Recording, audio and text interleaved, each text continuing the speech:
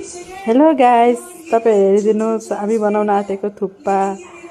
अरूले चाहिँ यसलाई भन्छन् सुप्छा, हामी चाहिँ भन्छौँ थुक्पा। हेर्नु यहाँ मैले तपाईहरुलाई हाई भन्छु। यो मैले धनिया काटेको, अब गाजर छिल्न आँटेको, यो हड्डीवाला मासुले चाहिँ सुप बनाउने हो। यो मेरो सबै रेडी भयो। अब म चिकन फ्राई गर्न आँटेको। यहाँ हेर्नुस्, अब चिकन फ्राई हुँदैछ।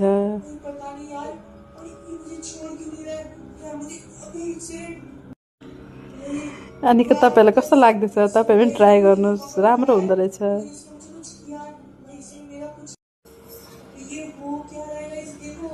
अब म काट्न आँटेको क्याबेज, यो चाहिँ माथिबाट हाल्ने हो। प्याज, गाजर, बन्दागोभी त्यो रेडी गर्नलाई बसिरहेको छु।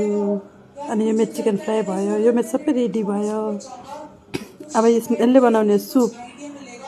सुपको लागि प्याज, अदुवा, लसुन फ्राई हुँदैछ।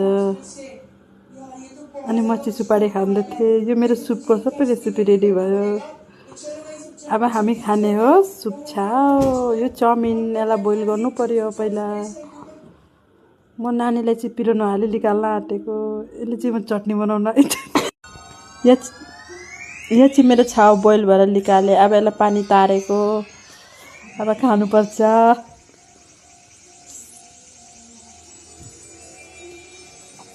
यो बहुत गरम गरम छ, एकछिन यसलाई ठन्डा हुन।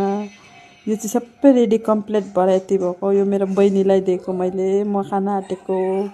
तपाईहरुलाई पनि खानु मन लागेछ भने कमेन्ट गर्नु, म पकाएर पार्सल गरिदिन्छु। राम्रो लाग्यो भने लाइक गरिदिनुस्। बहुत मिठो भएछ, तपाईहरु पनि बनाएर खानुहोस् हो। बहुत यम्मी भएको रहेछ, आफै बनाएको।